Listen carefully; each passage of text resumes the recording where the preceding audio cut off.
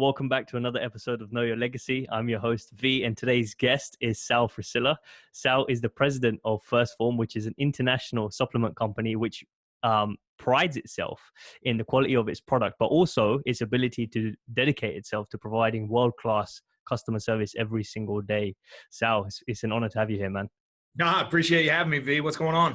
Most definitely. So we were talking a lot I think off air. It was time to hit record because I think we're getting into the realm of becoming a bit passionate. So I thought, let's just hit record. Let's do this. And I know the first thing, the first thing and the biggest thing, I guess, is your mindset around leadership and the way that you run the company, the way that you are as an individual. I want to really break that down and get into that, because not only is it going to affect the way you run the company, but all areas of your life. You've got to be a leader in all areas of your life. But to set the foundation for people who may not know you or, your mindset or your story, what is it that, I guess, shaped the way you are a leader today? I tie it back. For me personally, like I played sports. So I played sports growing up, Little League, high school, college. I was fortunate enough to be able to be drafted in the Major League Baseball draft, although it'd be like the last pick of the draft, kind of with a set of bats. But that was it. The locker room always changed it shaped me for who I am today. And the reason that is because I played for a lot of great managers, and I played with a lot of great teammates and captains, and I played with a lot of shitty ones. And, when you look at all the great teams that I played for, they all had great management, and they all had great leadership. And so like, as you get older, you start really thinking about, what is the core commonality in these teams, that make them great. And it was never the talent. That's what I learned. It wasn't like somebody had some unbelievable mystery talent. It was always cohesiveness in the team, and it was always unity in the team and belief in the team. And there's only one way to lead, and it's by example. And that's what I learned, early on in my career, is that, you think about the business era of like the 80s and 90s, where it's like Wall Street and suit and tie, and you're pointing fingers, and this is how you're going to do it. And the reality is, it's just not that way. In today's economy, in today's culture, it's pretty funny because, the question I get all the time, the question I get most often, honestly, is how do you deal with millennials? How do you raise millennials? And, I'm by definition, I'm a millennial. So, and people are always like, oh, they don't want to work, and they don't want to. And I always look at them and say, that's you, man. They don't want to work because you don't work. You are the product that you produce. Because what I've learned about millennials, and I got 150 of them, is they'll cut your balls off, if you send them the right way and you show them down the right path. And so, you have to lead by example, and you have to create that culture that they want to belong to. And I think, when you look big picture, like, people want to belong to something that's badass. Well, how do you make something that's badass? Well, you get a group of badass people and you have some fun, and we just happen to be in business together. And, I look at my guys and girls. Are they my employees? Yes, by definition, yes, they are my employees. But these are the kids that I'll likely be in some of their weddings, and, and they come to my house and I barbecue with them. And I love these kids, and they're gentlemen. They're great humans. And when I look at all the great teams I played on, like, it was always a great culture of people who love to be together and have fun. And guess what? You fucking won. And so, for me personally, like, I believe in culture, dude. I believe in creating it. I believe in living it. I believe in physical struggle. I make all of our guys. We're in a sports supplement business, so obviously there's a physical nature to our business anyhow. But there's a physical nature to my personal being. Like, I love to struggle. Like, I feel that you learn to build true bonds and forging people, like literally forging them through pain. And so, because you get to see what they're made of, when they break. I don't say pain like we're not going to go out and like brand people, like they do in fraternity houses. I'm saying, like, you go out and get a killer workout together, and you run a big massive hill, or you go run a half marathon, or we got 80 people going to do a half Ironman in 2 weeks. Like 80 people going to do a half Ironman. That's a 1.2 mile swim, a 56 mile bike, and a 13 mile run. Like, you're going to, to sign up for that, like, you better love the motherfuckers you're going to war with, because it sucks. But it's a testament that people want to suffer together and be with each other, because, when you see that suffering and that drive, when you go to work together, you know what that person's made of, and you know how much effort they put in, and you know the time they train when they're at home, and then when they're trained, you know what I mean? Like there's a lot of cohesiveness that comes with success and physical struggle. And so I've always been a leader, a locker room leader, in the corporate America. Well, we're not corporate. We're still small business USA in my brain, but yeah, man, I mean, that's me. Like I'm a fucking guy's guy, and I like to have fun, and I'm going to bust your balls, and I'm going to put you in the paint when I can. I love that. It sounds like you've built up a family, if anything, you know, a family that's willing to stick together, and it's flowing through all areas of the company for it to be as successful as it is. But what I wanted to know, for I guess, you know, just taking off the mask a little bit as the president of the company, what are some of your core values? Not, I don't mean as a business, but for you personally, to make you the character that you are. Yeah, I mean, I always, like, I tell people all the time. I mean, the irony is leave your legacy, right? Like my core values are pretty simple. You do the right thing always. And sometimes that's going to cost you money. Sometimes that's going to inconvenience you. But I believe in not all the cool things. Like, like success is really, especially in today's Instagram world, driven by, cool watches and cool cars and big houses. Like I like that shit too. However, those are all short-term things, like they're a short-term fix to a long-term problem. And when you look at, like, I have plenty of nice watches. I got nice cars, I got a nice house, but the truth of the matter is like, for me, the long-term picture is most important because it's the stories that they tell my kids. And the only way that I've learned to do that is to impact people, because, the guys who are working with me are much younger than I am. They're, 22 to 27 ish. I'm 38, when I'm gone, my job is to impact their lives so great that they tell my kids stories about how I helped them change their lives and how I helped develop them and turn them into young men and young women. And more importantly, like our customers and community, is how have I been able to impact those people's lives so that they'll come and drive thousands of miles to my funeral to watch me, to be dead, as weird as that sounds, but so that they'll show my kids that, I did a good enough job, what I sacrificed time spending them for to impact the world in a positive way, that they're willing to come see me be buried. But, I try to make every decision and leave. I try to literally leave every single interaction with making sure that person on the other end knows that my heart's in the right place and my thoughts are in a good place. And I've learned to really treat people as though if you wanted to be treated yourself, treat them like you would want advice for yourself. And so I learned to be honest, and I learned to tell people the truth. And it wasn't easy for me early. But I've learned that it's the right thing to do. And if you gray area lie to somebody just to make them feel better, you're only cheating them. You're only cheating them, which is in turn not the right thing to do for your relationship or for them. So, for me, man, like every decision I make is honestly, I try to make the best decision for that person through my eyes. And I try to be open and honest. And I always try to think like, what type, if this is the decision I'm giving them to go change their life, like, is that the decision that they're going to tell the story to my kids about how I helped put that person in business, or how I helped them get out of a relationship or into a relationship or buy a home, sell a home, like understanding that those are all big pieces of somebody's life. And if I can share my experience and my knowledge and be able to help pivot that change, you get somebody in or out of a bad relationship or, into a great relationship, like that's forever valuable, like forever life-changing, as stupid as that sounds. But I've had a lot of fucked up relationships. That's why I have a great one now, So. Yeah. I guess you got to learn along the journey. The journey is what forges the character. So that's why I wanted to touch base there and then go back a little bit and ask you if St. Louis is where you grew up and where, Sal as an individual was born. Yeah. So actually I bought a house about 300 yards from the house that we grew up in. Not the house we originally grew up in, but the house that my parents I came from a divorced family. My dad lived on this street, and I bought a house about 300 yards up the street just so I could live closer to my dad, because my dad's 75 and I want him to be around my kids. I have 3 kids under 14 months. That should, for a lot of you, that'll paint a fucking different picture. Got 150 employees and 3 kids under 14 months. I had never seen a gray hair until the last couple of years. But, my dad was such a crucial part to my life that I knew I wanted to be close to him, for as long as I physically possibly could. And so when I had the opportunity to move close to him, that's what I wanted to do. And so St. Louis to me is very home, because it's a very small, big city. you know, and I think it represents a great part of America that I like. You know, very blue collar-esque.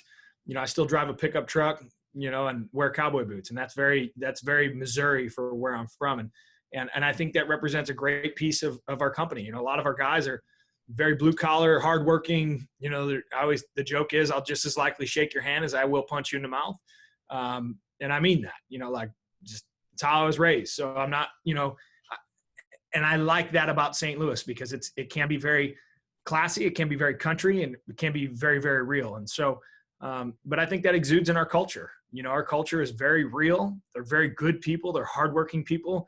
And you don't have to drive a pickup truck just to say you're tough or that you're honest, right? But it's just who we are and what we represent. And that's quite honestly why I love St. Louis. You know, I love St. Louis because to me, it represents exactly and embodies who we are.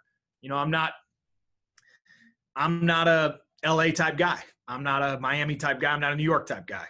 I'm a white picket fence, wraparound porch, pickup trucks type of guy, but that's just who I am. So this is where I'm happy to be. What did your parents do? Like, do you think they contributed to shaping your character as it is as you were growing up, or was this a mindset you had to cultivate from and learn from somewhere outside externally? No. I mean, everything that we've learned from a core cultural standpoint. My mom actually so my mom plays a role in this as well. My mom had a very successful business when we were very young, and then lost all of her money. So we had a taste of life when we were like maybe 10 to 15.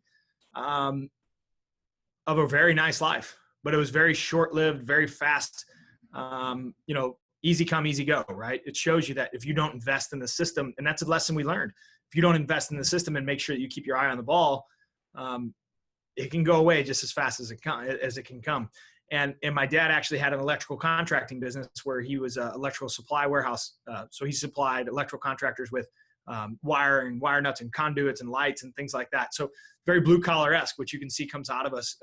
Successful business person, very blue collar business. So, I mean, he did well. We didn't grow up, you know, like down by the river in a van by any means, but we didn't grow up on the top of the hill either. You know, we had a very, very great upbringing. You know, I worked in my dad's warehouse for, I mean, literally until I was 15, 16 years old. I mean, every single Saturday, every summer day was spent there. When I was 10, I was in that warehouse pushing a pallet jack around. And consequently, that's what I do with my son now. You know, he's almost 3 and he comes to work with me. We come up here it's very actually funny you ask this because now it brings some light to it.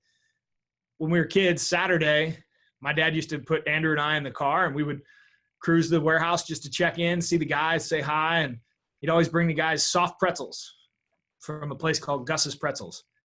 And now I find myself on Saturdays taking my son, going to the pretzel shop, getting some pretzels and cruising in and buying the guys pretzels. So, I mean, there's, you know, so to say that it's instilled value in us, I mean, eeringly like very similar core values. And so, yeah, I mean, that's the one thing that I love.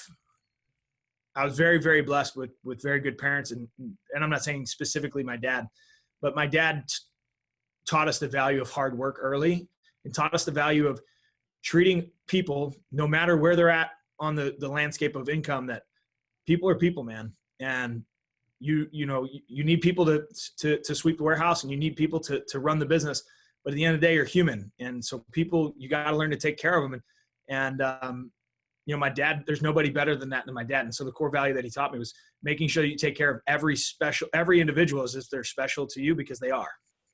Yeah, most definitely. Because each person's got a story. You don't know where they are in their life, what they're going through. And so definitely. Yeah. How do you think that mindset that you cultivate, or your dad, you know, helped you cultivate around that age of 10, 11, 12 affected you outside of your house? Like in terms of school, the people that you're around and what you were like in school as well, in terms of education? Yeah, I was not a good student. I wasn't a bad student, but I just wasn't a good student. It's funny because I'm not, how do I say this? The truth is I'm not very fucking smart. I'm very good with people because my dad taught me that as a young age. Like I was never very studious. Like I never got A's, you know what I mean? I never got F's, but I got a few D's, but I was like a C+ student, you know, B student. That's just who I was. And, but if you know, from on the sales floor from day one, like I could always sell. And that, because I learned it was connecting to people, and I've always been good with people, and I watch my dad. My dad's very good with people. I just was never an unbelievable student. And so,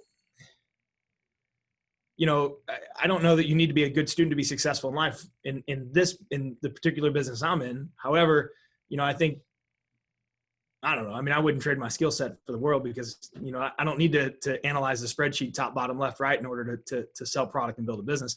I need to know what the spreadsheet says. That's it, right? I don't need to write the code inside of it. So that, for me, that's what I need. But, you hire to your weaknesses. I find people, good people, that are really good at that so that they can run that part of our business so that we can be successful. So, you got to have that interpersonal relationship to be able to go find those people and not have the ego and be humble enough to go say, hey, listen, I don't know how to do this. Can you help me out? Right. And then let those people run with what they're good at. So I know that didn't answer your question because now my brain's like firing in 5,000 directions, but I wasn't a good student. You probably just figured out why, because I got ADD out the ass. Yeah. But you find, what's surprising? You find that a lot of people who are, high energy, high level, kind of tend to have ADD, and then they are made to be those individuals who are born to impact people, to work with people, understand them, and because they have that level of tenacity and empathy as well, because you can think a million different thoughts at the same time and have the ability to think in their shoes. I feel like I have that as well. I can't fucking sit around and do spreadsheet analysis. I prefer to speak, build a relate. You just kind of get it. It just comes to you more naturally than it would someone behind a computer all day. But that's what you said. I mean, you've had some failing businesses, right? Now you get into a business with your skill set where it allows you to do what you're great at, and guess what? It works. We were talking about that off air, and this is exactly it, because those ones were all about internet marketing and literally building a spreadsheet and taking inventory of stock, and I was doing all that stuff. And while it was making money for some period of time, at some point it failed. And when I took some time, a few months, to just look back and reflect, I was like, what is it? Why is this happening? Every single one was based on some sort of analysis or spreadsheet or building of a system, which for me, I've realized that's not me. No. Work to your strength, and everything else will follow, because it will come naturally to you. So on that, what makes you so good with people? If you were to break it down in a few points, if anyone is listening who's in sales or is in the business of people. Well, I'm a salesman by nature. I mean, I'll say that, like, and I think so often everybody gets in, you get a negative connotation when you talk about salespeople, right? But if you look at the great salespeople, like the true greats, like, I'm not talking about the guy who sells the most cars, but the guys who understand like how to be successful in selling product and move a lot of anything. You by nature, you're empathetic. Like, you're very, very empathetic and driven, because you know what it's like inherently to be sold. And I think that everybody gets that EBGB feeling when you're on the other side of being sold, that there's an energy transfer there that people understand. There's also, on the flip side, there's a tremendous energy transfer of positivity whenever you know that somebody has your best interest in mind. And so, like, the majority of what I do is sales consulting. And you got to learn that, like, you're not going to sell the highest profit margin product every single time to every single person. You have to understand that your product mix has to have a nice blend, and your job needs to go help those people in whatever it is that you're selling. And if your product doesn't fit, don't force it into that hole, because where you can become basically compoundingly successful is doing such a great job with those people that they tell a friend or tell two friends. And it's a very easy way to compound your business. We always say the fastest way to double your business is do such a great job that they tell one person that they know to buy you or your product or service. And it's not really, when you look at it in that aspect, I mean, yeah, it's the long game, but at compounding interest, that's pretty quick. It catches up pretty fast. So don't worry about the actual numbers. Let's worry about solving the problem. And when you learn to put yourself in the customer's position and you can actually sell to that, you're going to have a much longer sales career. You're going to have a much more successful sales career. And the truth is, you can sell anything at that point, because you're building trust. And when that person moves from category to category to category, or sales job to sales job to sales job, they trust you because you delivered the product or service for them that they were looking for. So you could sell cars today, you could sell homes tomorrow, as long as you have the best that person's best interest in mind. And I think that's where a lot of salespeople go wrong. They quickly go to what makes me the most money. Let's start driving that. And that's not, dude, you got to look at the customer as if that's your grandma, right? If that's your grandma over there, like, what product or service does she need? Like, not the one you want to sell her, but like, which one does she need? because that's the one that's going to get her the best results, which means that's the one she's going to tell her fucking friends about. So in our business, it's actually very simple. And this is why I love our business, because our job is to help that person change their life physically. And what I've learned about the physical change is mental change. And the cool thing about our products is, like, if I can inject the change into their lifestyle, the product sales will be there for a lifetime. But you can't go in and sell them $500 in products day one and expect them to change your life. You have to teach them how to physically change their life. So if you came to me and you're like, hey man, I want to lose 30 pounds. That's okay, great. Write down your diet. Let's see what you're eating. What's your exercise program like? How much water are you drinking? And they're also, well, what products can I take? Well, we're going to establish a routine here first before we even talk products. Like, I'm going to figure out what you're doing, because you may not need product to get to your goal. The truth is you may not need supplements to lose 30 pounds. I can get you there without supplementation. Now, supplementation can make it easier. However, it's not a magic pill. Like, my job is to help you get to 30 pounds, or 30 pounds lighter. That's my goal. So let me be a professional here, and let me look at what it is that actually does that for you. Let me teach you how to make that change, inject the change. And what happens is they lose 10, 15 pounds. Now you're the man, right? And you're saying, and we started with a multivitamin and a greens powder, and they come back to me and say, hey, listen, hey, is there anything else I could take to speed this up? Yeah, absolutely. In fact, these are the products that I would recommend taking next, right? But it's not buy my product, then I'll give you the secret sauce. It's like, let me give you the secret fucking sauce.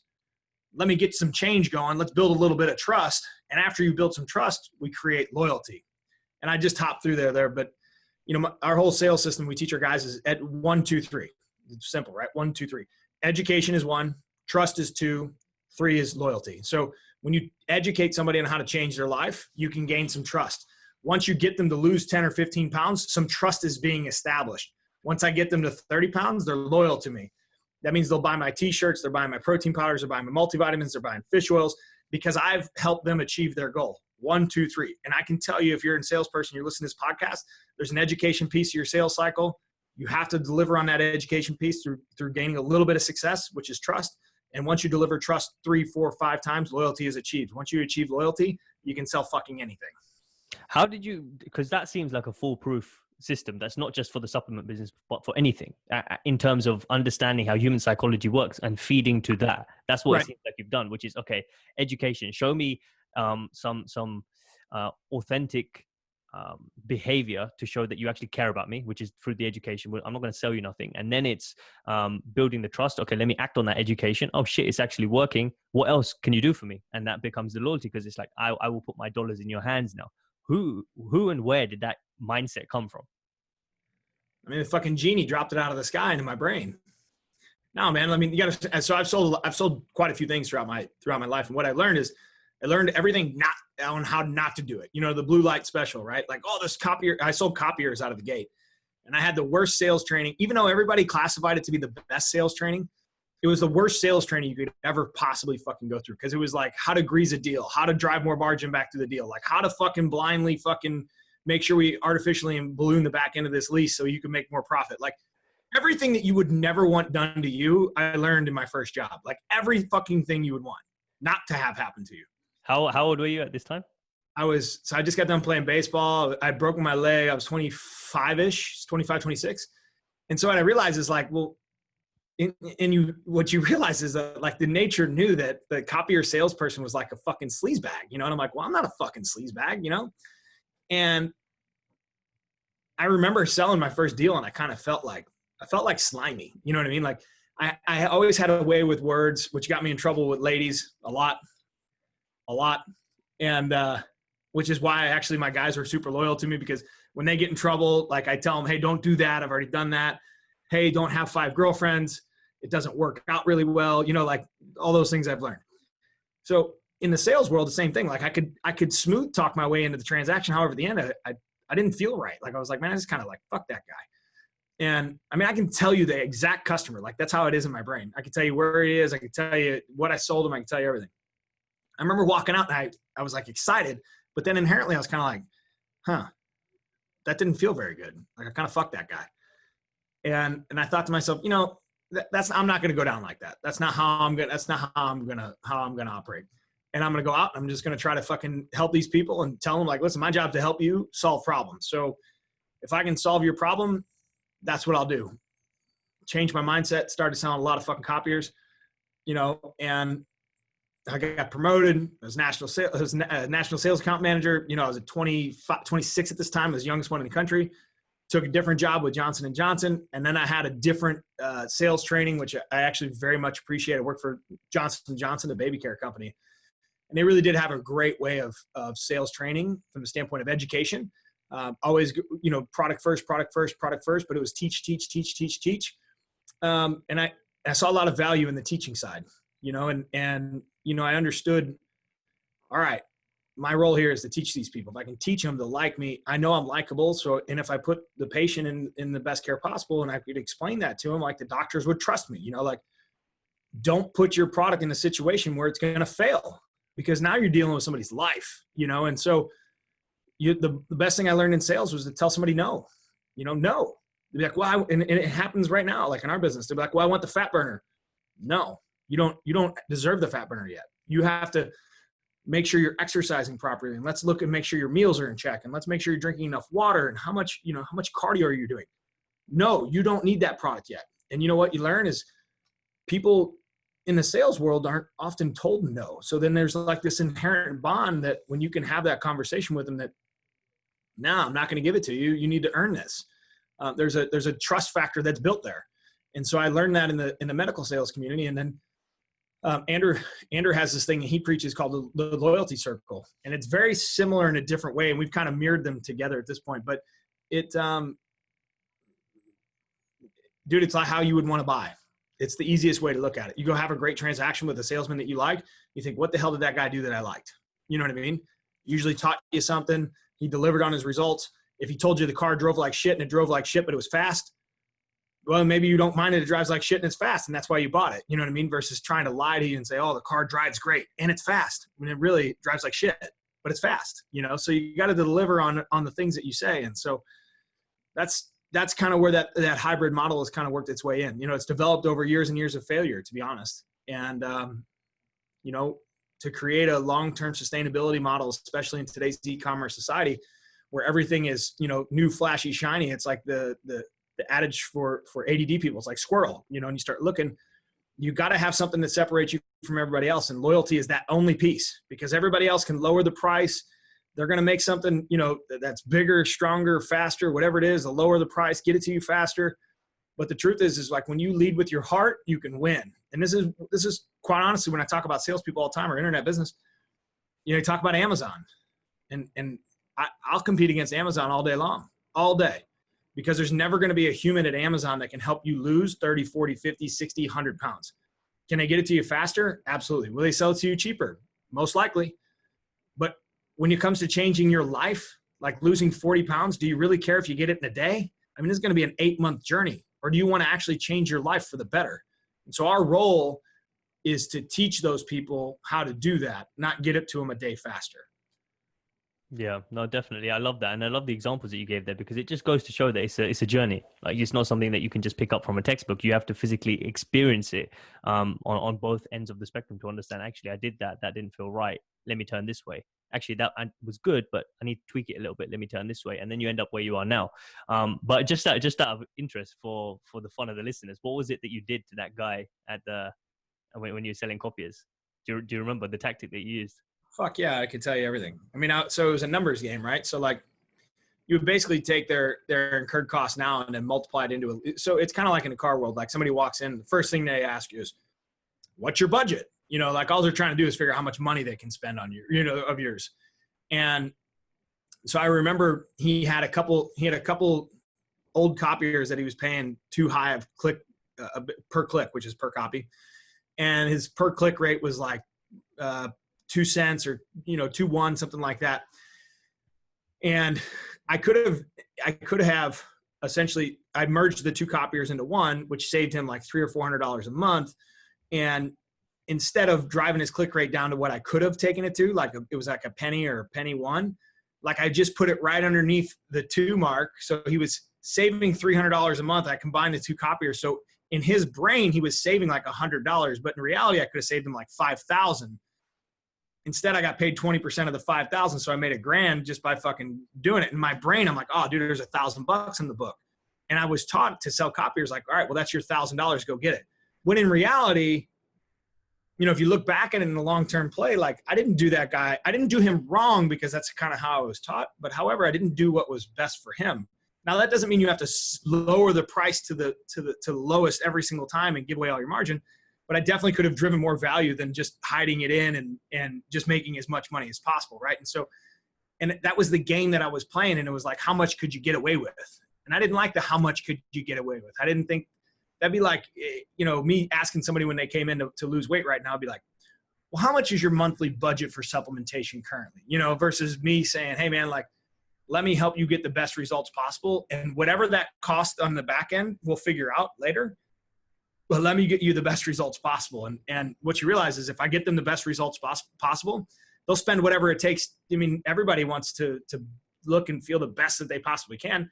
For some people, it's $100. For some people, it's $600 a month. So, I mean, it's just a different game. And so, you know, I've learned to take the long-term approach than the short-term approach, because this is what I realized. If somebody walked into that copier sale 6 months after I was there and explained to that guy, they said, well, actually I sell the same machine, but the per copy rate goes down to a penny. He instantly thinks I'm a crook.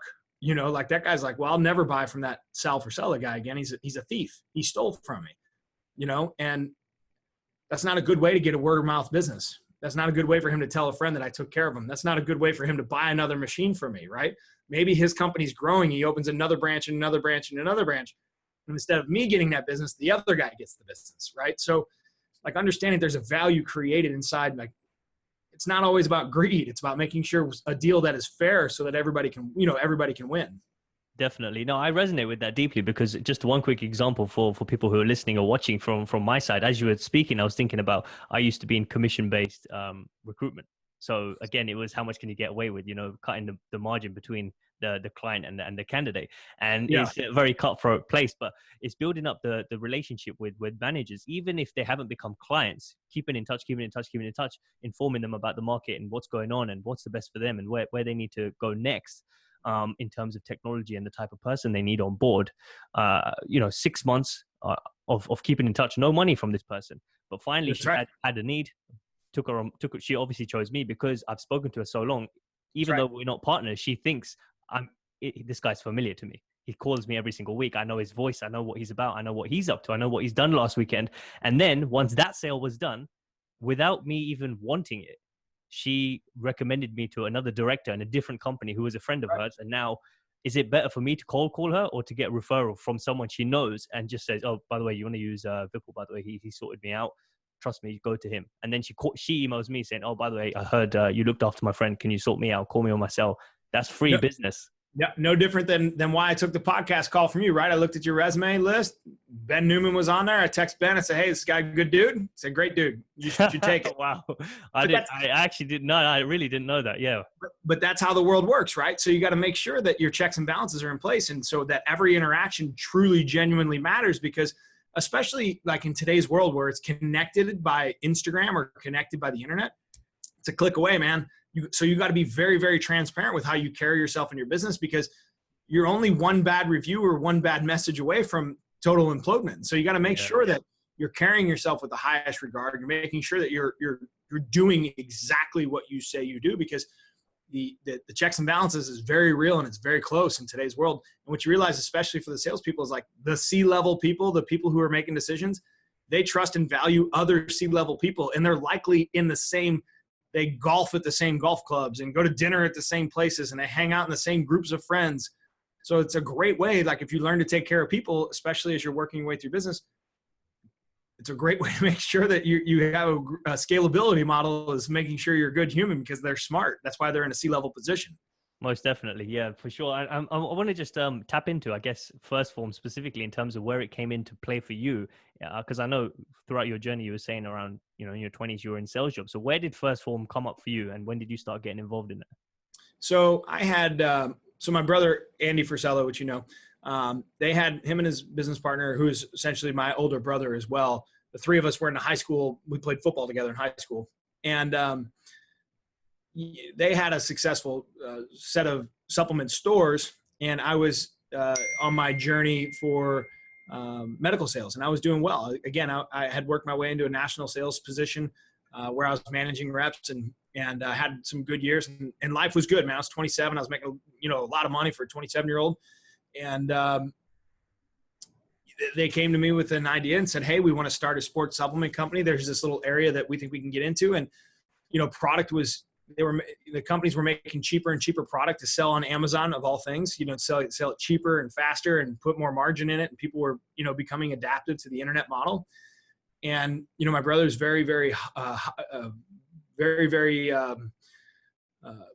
shrewd on making sure that his recommendation is strong. And so he wanted to build a premium product line, and kind of, we met at a Starbucks one day and said, hey, this is what we're going to do. We're going to try to do it. And, would you be interested in joining us? And that was 27 or 28, 27 or 28, I forget.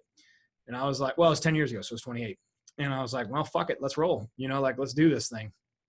And it wasn't, dude, the first 5 years we sucked. The first 18 months, it was like, nobody knew who we were, and you're driving around the country and I didn't, you get told no. And I went from a very, very well-respected sales job in medical sales. And I was in EOR, and I worked for one of the top companies in the world, to going to this little company that didn't exist. We didn't have an outside sales, and nobody knew who you were. And so there was a big ego check for me personally. And so we had our work cut out. That's what I learned after about 18 months. Like, yeah, I might have thought I was a great salesperson, but it's easy to sell when you have a huge fucking giant credible company behind you. It's a little different journey when you're small guy USA trying to make it work. And so, I had to change some things, and we as a unit had to go back to the drawing board, and when social media came around, we were able to reinvent kind of who we were to the world, show them we're normal people and had fun. And it was a new, I think the Instagram direct consumer sales model was a new model. I think when I look back on the changing times of the internet and how social media influenced the market we were one of the very first companies to use influencer marketing. I think we were probably the people who created, at least in that conversation, so we didn't have the resources that we had. So we created a sales channel to build it. And we've done well since, and it's been a combined effort from, developing great guys here, to having great products and having a great social strategy and making sure we're able to deliver on what we tell the customers who we are. So, it's been 10 years of, man, lots of fucking ups and downs, you know what I mean? Lots of good days, lots of bad days, lots of, $25,000 misses and $100,000 misses. We've had $1 million misses. It's, it's not always, rainbows, sunshine and fucking unicorns. Right. So,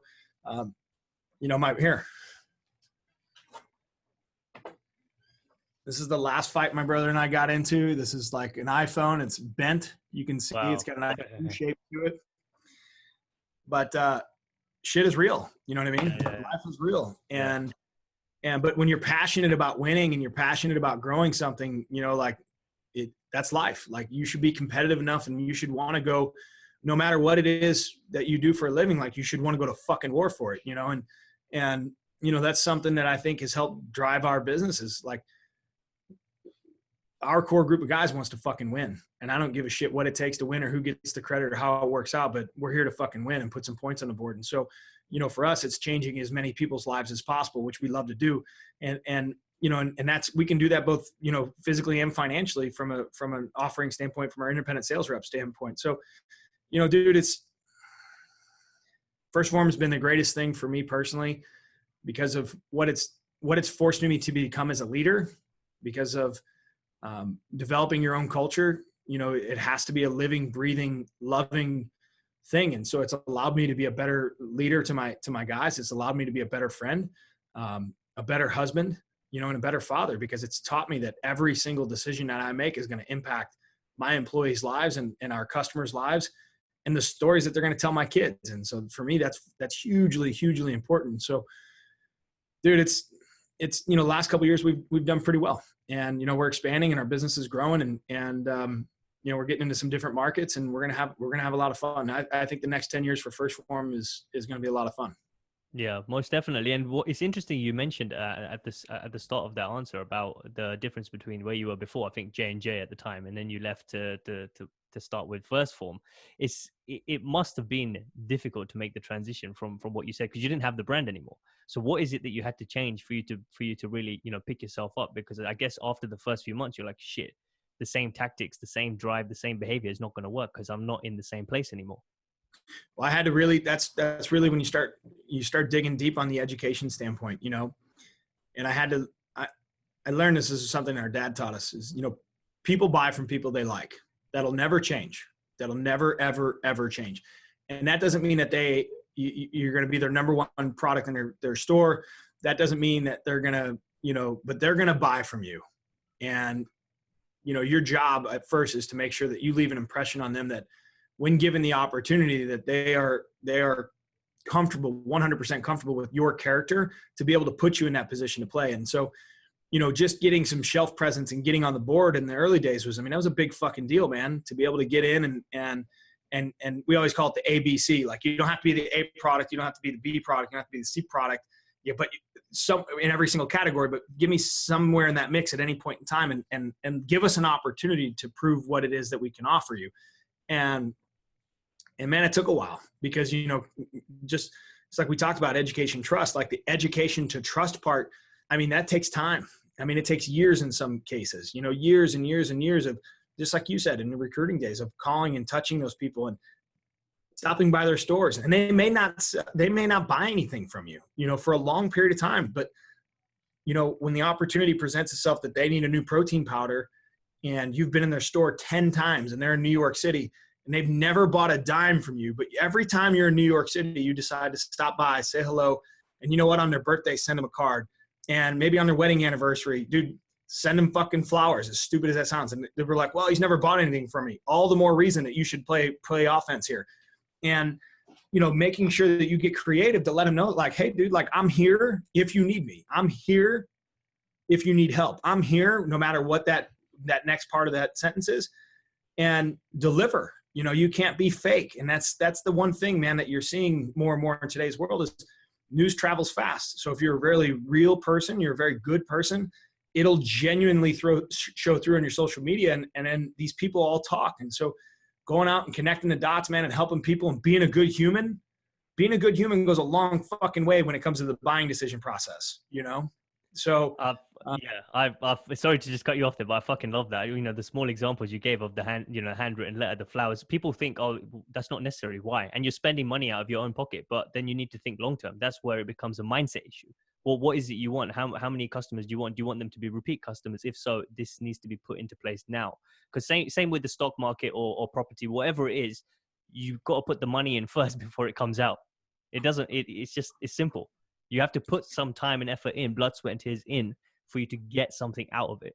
Not only blood, sweat, tears, it's heart. You know, like, you got to understand, man. And you said this early on, like, you know, this is the thing is like, I firmly believe, like, I don't give a fuck what I saw. I kick the fuck out of anybody because I know, you know, and you said this earlier about, you know, people have bad days. You don't know what their story is. Well, you know, you could contribute to somebody's great day. You know what I mean? You could turn a shitty day into a great day, and you could fucking reach out and send them a handwritten card and stand out. You know, does it take effort? Yeah. But guess what? Being successful in any fucking industry takes effort, and it takes thinking outside the proverbial box to make yourself different so that when the conversation comes up, your name is in that fucking category. You're like, your name is in that slot.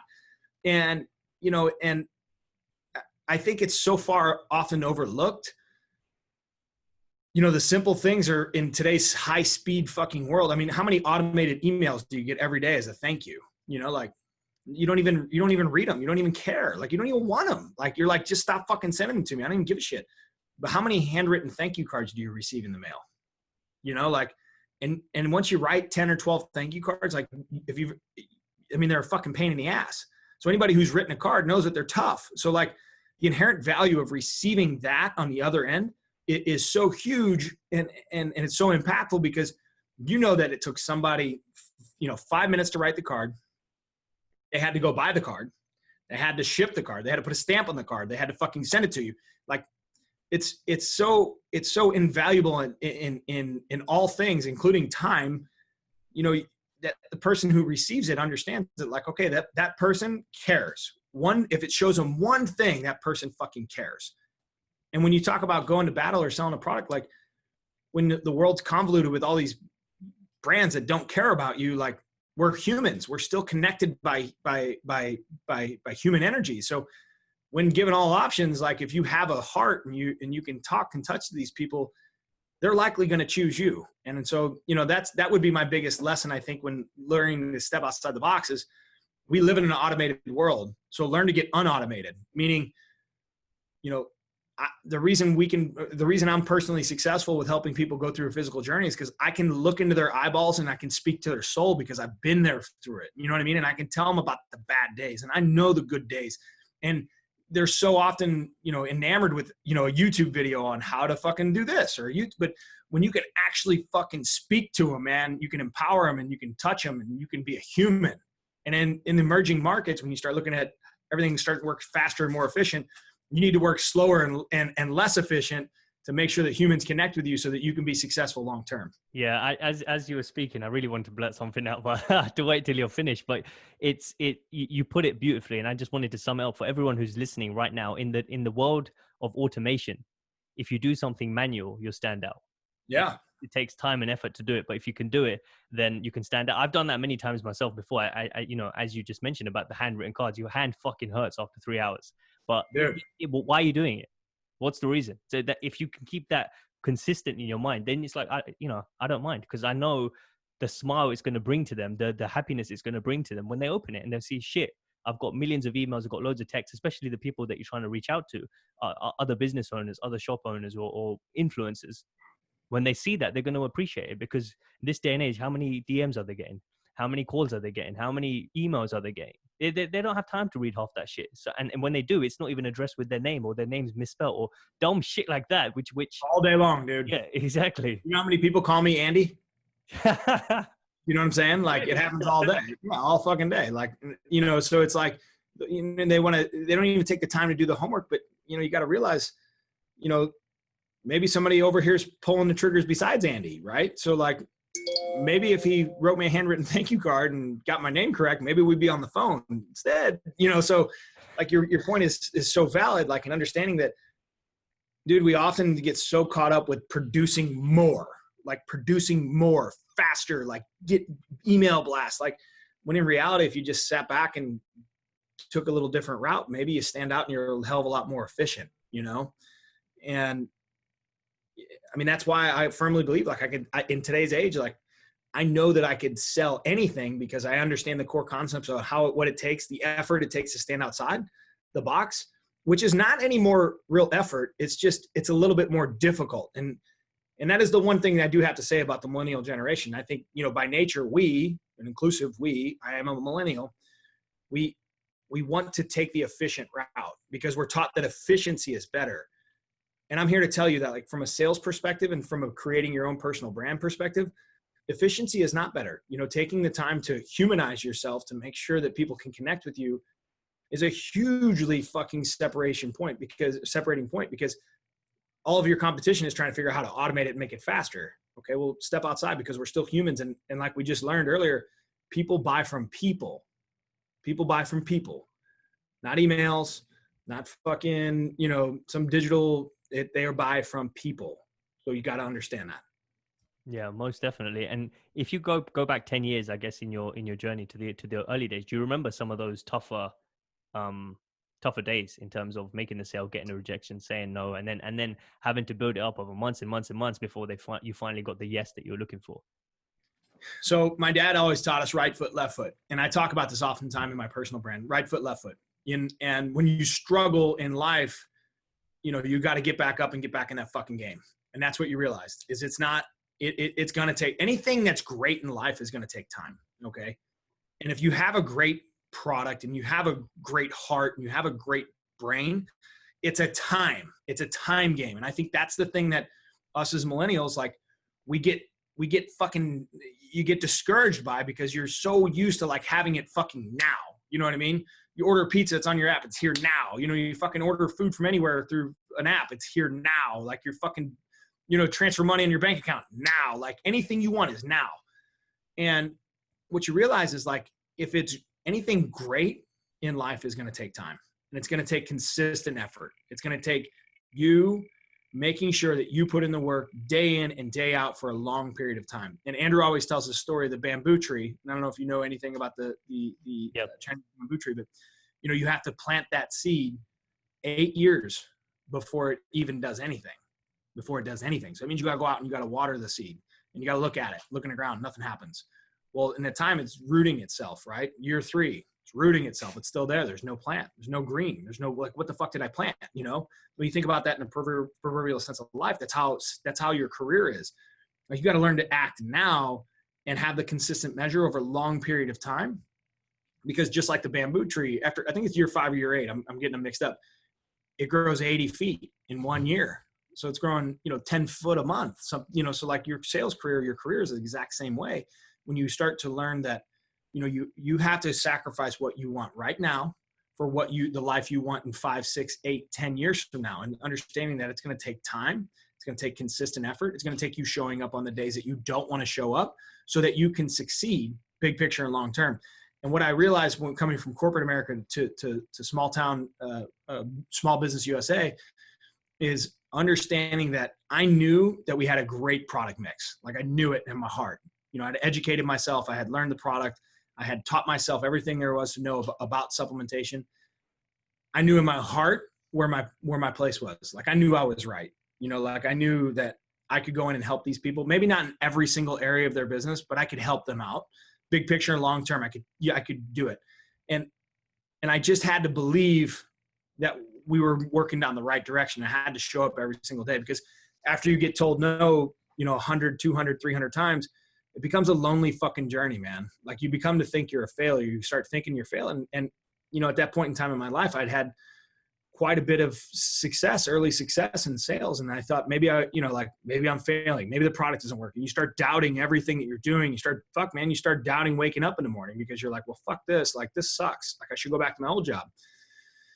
And lo and behold, at year 5, year 6 starts coming, and things start coming together, and you start clicking. You land an account, you land a big account, and then they start talking, and they're like, hey man, this product lineup's working good for me. And hey, Sal's a good guy. And hey, Andy's a fucking, you should listen to his podcast. And, you constantly give and put out good vibes.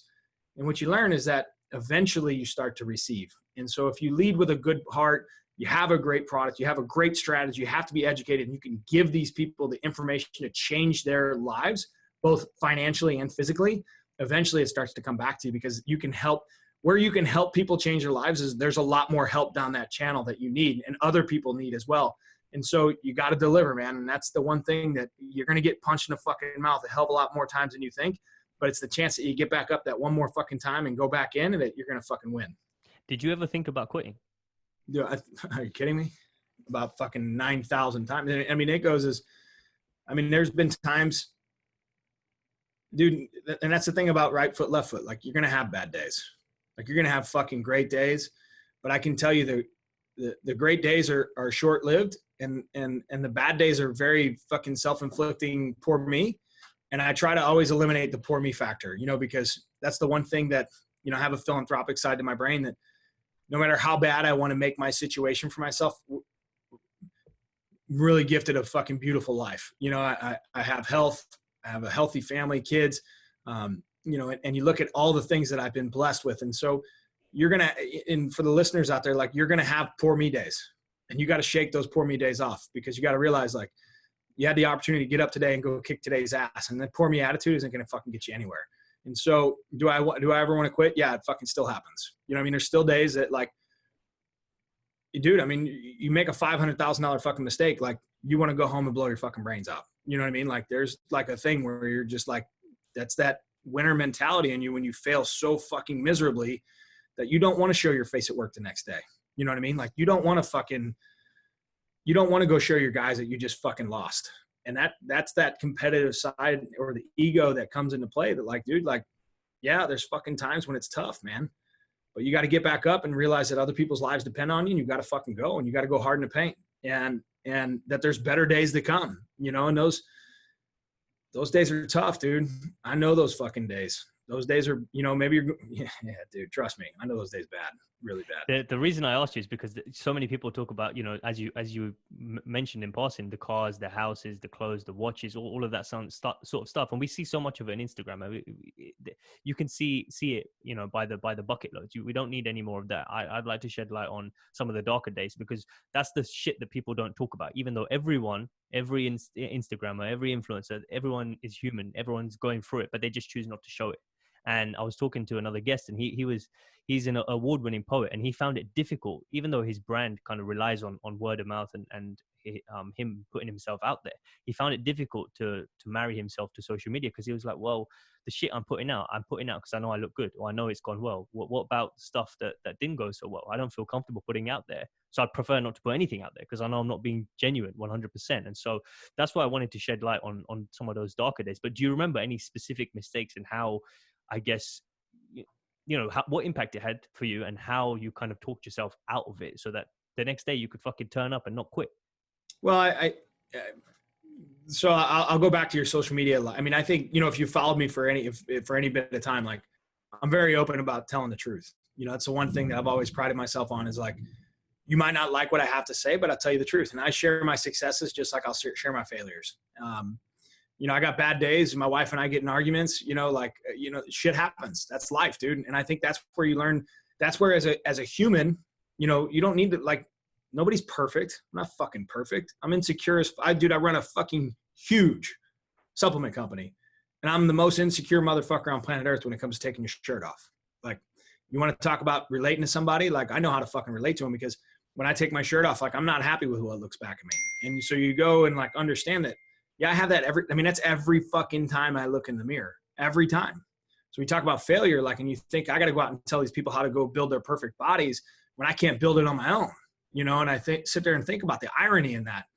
But I realize that that's not what they're, you know, at this point in time in my career, I realize that they're not buying the perfect body. They're buying the honesty, and helping and letting them know, like, I know where they're at. I know how to get them down the road. I can't get them to the end, but I can take them from, you know, A to F, right? I can't get them to Z, because Z is a different, you know, it's a different thing. But, like, and so being real and that's the humanality part of separating yourself outside the box. Like, just be real. Like, dude, be fucking deathly honest. And there's so much value in today's society for people who are honest, because of all the bullshit you see on social media, you know? And I mean, dude, I could tell there's 1,000 fucking dark days. I mean, you think the day after this fucking went down between Anna and I, you think I woke up the next day and was like, hey, it's all peachy and fucking sunny? No, I mean, we talked about, like, splitting up the business and go fuck you and you can fuck off and all this other shit. Like, that shit happens. That shit's real. Like, that's fucking real. But you got to understand that this is, as I've matured as a human, like, emotion, acting on emotion versus reality is a emotion can get you into bad business decisions. It can make you do some stupid shit.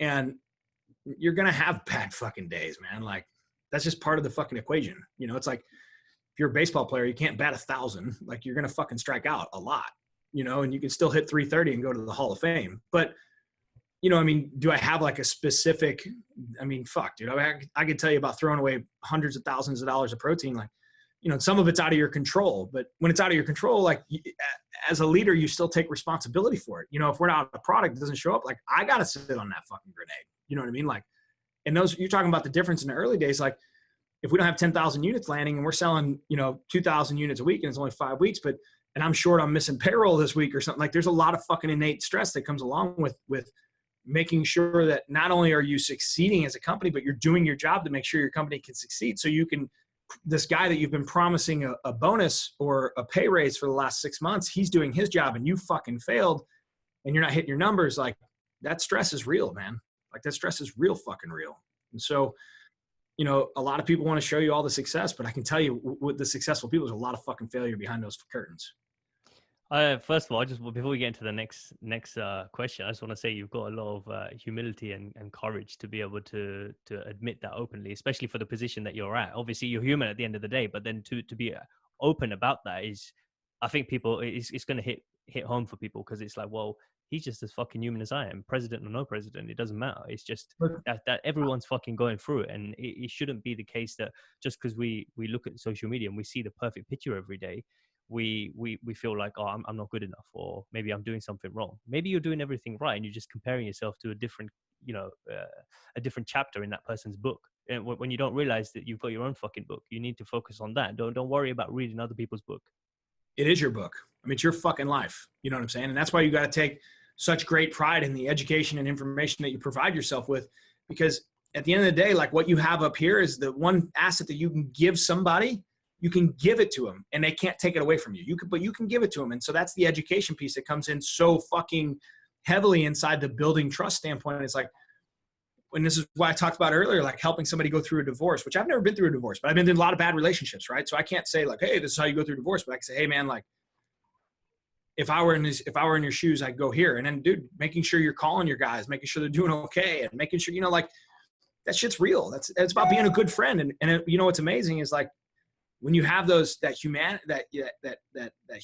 humanistic fucking love for other people, like they feel that vibe, man. And like, that's the one thing, like you look at our guys, like I know for a fact, like if I told my guys to fly over to fucking, where are you at? London? Yeah. And beat your ass. Like I'd probably have 10 of them on a plane today. You know what I mean? Like, but that's because they love, they love our relationship, and I would do the same for them. And you look at your customer base, like I would do the same for my customers. So like, and they know that because like, dude, it's not always about what's on the top of the fucking mountains. And the thing is like, it's the journey to the top of the mountain that's fucking fun anyway. Like, I mean, the stories, like we were talking about it today, like driving around the country, like I've eaten in more shithole restaurants and shithole hotels. And I can tell you all these weird places around the country, and they're funny because I've been there. You know what I mean? Like I know what it's like to drive across the country and get told no and not, and feel like a piece of shit. Like I know, that's what I'm telling you. Right foot, left foot, keep moving. You'll be all right. Like keep going. Like you got it. Like you'll be okay. And I have that ability to relate to my sales guys now and say, hey, listen, I know you're struggling right now. You gotta stay in the game. This is when you double down. This is when you put twice as much effort in. And I know you feel lost, and I know you feel like you're not moving in the right direction. I know you feel like you're fucking losing. But I'm telling you right now, you're not losing. You're building character. You go win, and you will win if you continue to put the fucking effort in. And dude, it might take a month. It might take 6 months. But if you keep moving, fucking success is it's not some fucking random land. It's a real place. Yeah, from everything you're saying, if you've got nothing else to give to that person, as you were saying, you went through, someone that you knew went through divorce and you haven't physically been there, or just take it from one of your customers' point of view, maybe they're going through a health issue that you've never been through. The one thing that you can give, if you don't have experience, you don't have money, is time and attention. That's right.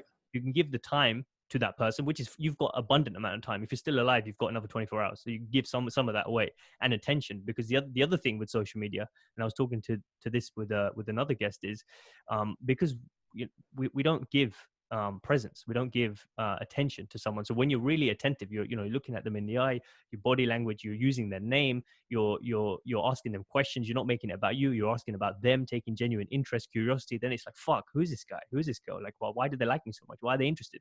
They're gonna remember you, compared to, hi, how was your day? Yeah, cool, all right, move on to the next person. We got to think about the world we live in, right? It's a double tap. It's a double tap, a double tap, a double tap. So whenever you get somebody who's genuinely interested in you, there's almost like a holy fuck, like what, there's an energy transfer there. And so that's the thing, like, dude, it comes down to caring about people. You have to fucking care about people. And if you don't fucking care about people, guess what? They won't care about you. And you got to go first. You got to care about them first. But what happens is if you care about them so deep, they will fucking be loyal to you. And that's a huge thing, man. It's a huge thing in today's world. Yeah, no, definitely. I love that. And I love the passion that's coming through your voice, because it shows that you're living it every day. But, with everything you've just shared so far, I guess up to this point, it just seems crazy that somewhere in the middle, you're able to find time to look after your family, especially 3 that are under 14 months, you're saying. So like, where does that fit in? And how do you even balance that for people who are listening, who are also business owners? Yeah. So I mean, this is a struggle for me as well, and I think, for me personally, like I don't have this answer, but I can tell you what I do. And, I get asked, this is probably the question I get asked second most. So the millennial question is something I get every time I speak, every time I go somewhere, it's what I get. I probably get this message the most through social media is, how do I balance life? And the truth is you don't fucking balance life. And, I'm unique in the sense where I was gifted. I don't have to sleep a whole lot, but I'm also, real in the sense, like I know what it's like. When I'm at work, I feel like I should be at home. And when I'm at home, I feel like I should be at work. And I've had to, and I think, you know, social media has been a huge struggle to the human brain, because it really, it's taking you and making you absent from living in the present moment. And that's what the beautiful thing about life is you got to learn to live in the present moment. Like, you have to learn to be present and give what you got in front of you 1,000 fucking percent. And, you know, so when I'm at home, what I try to do is I set my phone down. You know, when I come home, because I'm only going to see my kids from 6 o'clock till 8 o'clock till they go to sleep. And guess what? That's my kids' time. I brought them into this world, and that's their time for me to be dad. And I do it. I work out at 5 o'clock every morning. I train from, you know, from 5:30 to 7, and from 7 to 8:30, that's their time. That's dad. Like, I'm fucking dad at that time. I'm nobody else. I'm not businessman. I'm not anything. When I hit the fucking paint, when I walk in this office, I am fucking go hard gear 5. Like, I am, if you saw my schedule, it's from 9 a.m. to fucking 5:30, and there's not 5 fucking minutes in between. But I give it everything I got every single day. When I check out, I check out. When I check into being a dad, I check in. And, you know, there's always more to do at work. And you're always going to have regrets about missing it home. So you got to learn to make every fucking second count. And the biggest thing that I've learned is to really drown out the noise. Like, the people that don't matter, the people who are time sucks, energy sucks, the people who don't add value to what your mission is as a human. I've learned to eliminate those people from my life, because it doesn't make me productive, and it doesn't help me leave the legacy that I want to live, because it's not who I am as a person. It's not the story that I want told about me. I'm not a drama guy. Like, so I'm here, when I'm at work, like, I'm here to fucking work, like, and I'm here to play the game. When I'm at home, I'm at home. And, you know, I got to make sure that I take my wife on a date night at least once a week, because, you know, she deserves hers too. You know, relationships first. Like, without her, I would have none of that. And then I got to make sure I have time for me, which is 5:30 in the morning. I give myself an hour every day to make sure that I'm doing me. And sometimes that's with my wife, you know, we work out together, and sometimes that's by myself. And I make sure to reflect on how beautiful life truly and genuinely is, and how blessed I've had it. But I got to make sure that, you know, those are the most important things in life for me. So it's my family, or my kids, my wife, my business, and myself. If it's not in those 4 core values, I typically don't fucking fuck with it. Yeah. So it basically comes back to, you know, what we were saying earlier about presence, you know, time and attention. That's what you have to give for, even if it's, you know, less than what you hope for, 1 or 2 hours. It's like the 1 or 2 hours, I'm going to give it everything. That's right. 100%. Well, and it dives right into the point that you have. Like, when you're engaged with the people in front of you, I mean, I'm sure you've been to dinner with somebody who's fucking around on their phone the whole time. It's very annoying. It's very annoying. In fact, like, I'm at the point in time in my career, like, if I go to lunch or dinner with somebody and they're fucking around with their phone, like, I will tell them, like, hey, you want to be here? Let's be here. If not, like, I got shit to do too. You know what I mean? Like, I'm not here, you know, but I've learned to take life serious. Like, every second that you have on this earth matters, and it's precious, and the time is precious. And if somebody wants to take time away from me, I look at it as they're taking time away from time that I could either spend on my business or my kids. And those are the 2 most important fucking things to me, my family and my kids, or excuse me, my family and my business. And I will not let you rob that time. I will not fucking let it happen. And so, you know, for you people out there, like, there are people who rob your time, and I encourage you, do not let it happen. Yeah, because above all else, even you know, above money is time. That's the most valuable asset that you have, because you get an abundance of it every day, and how you spend it determines how the next day and the next day and the next day is going to turn out. So it makes this is what I realized. Like, you're gonna die. You're gonna fucking die. And it's at that time, when you think about all the stupid shit you did in your life that doesn't fucking matter, that you would trade that time back so you could have 1 more day with your kids, or 1 more day with yourself, or go on a trip, or, you know, do something that fucking matters in life. And you think about all the trivial shit that you do all day or throughout the day that doesn't matter. You know, we always, dude, we could do this in a podcast too, but I mean, there's so many noise items in your life that you got to learn to eliminate them to make sure that when you do die, you're very proud of and fulfilled of the life that you did live.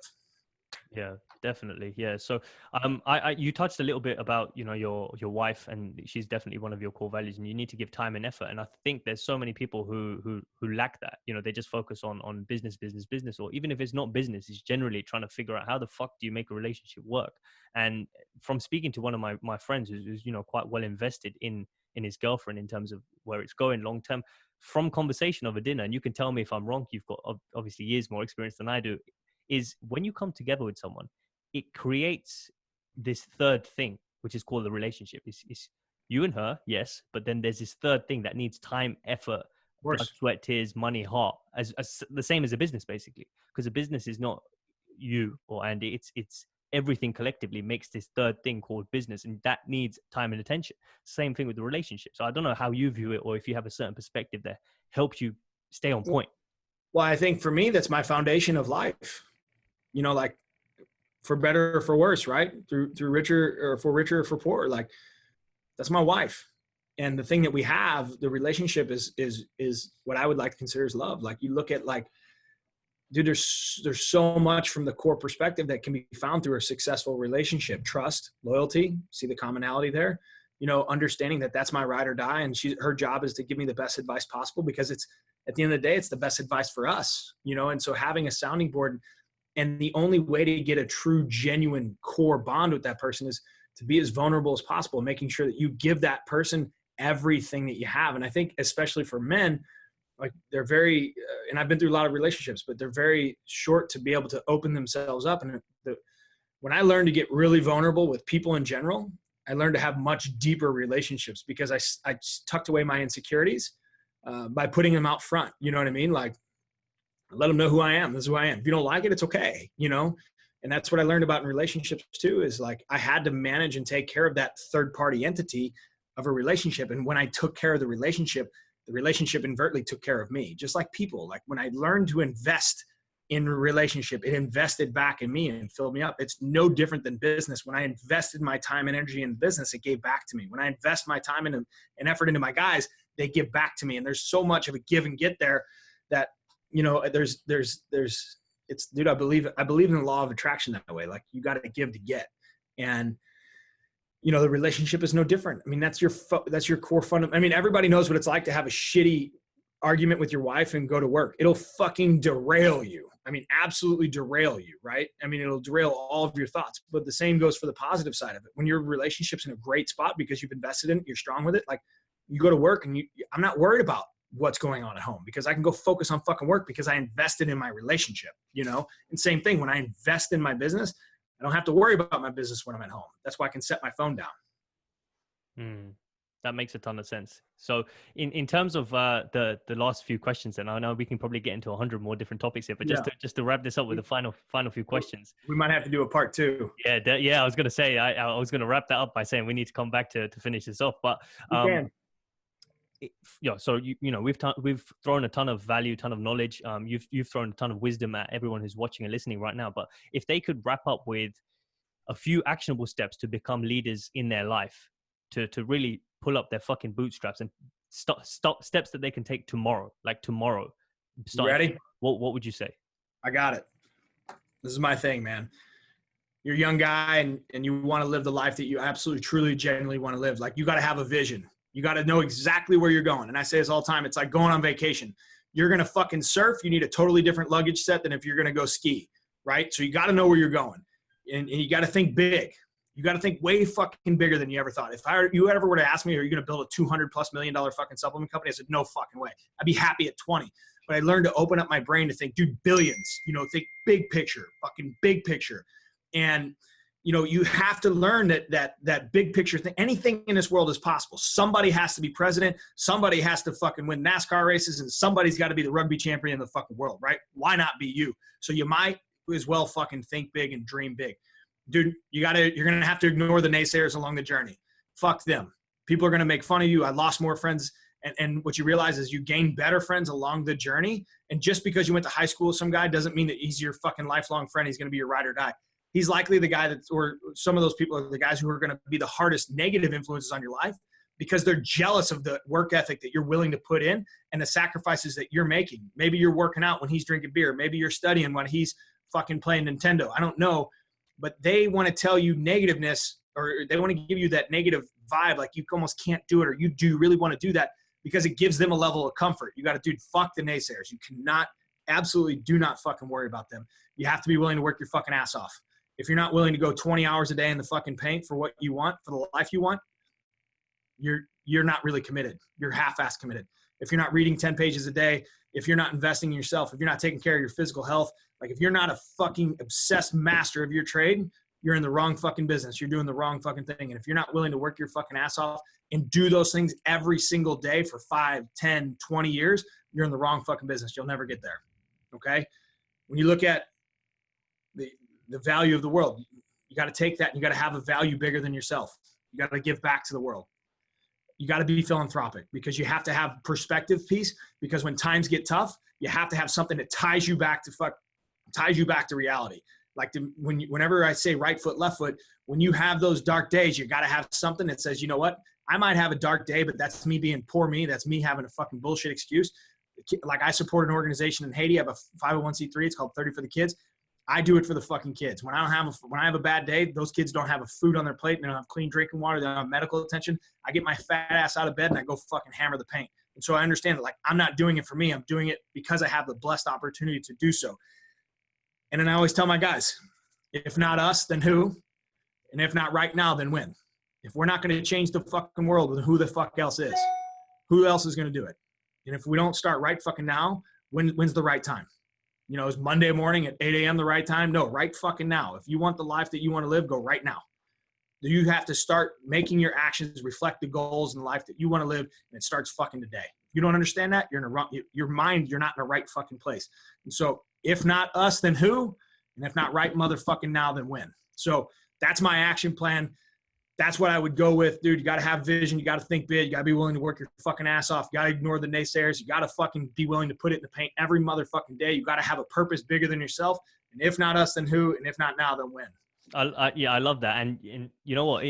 The commonality between all of that stuff, which I love to talk about, is that it's all internal. Everything you just fucking said is nothing about go and search for a coach, go and research this, read that. It's fucking internal work, because your external world is a reflection of your internal world. That's as simple as that. If it's not inside, it's not coming out. Simple. So I love that. And to wrap up with the last question, then the one fucking question that I know you're gonna love to talk about is, when it's all said and done, what's the legacy you want to leave behind? It gives me chills to ask me that.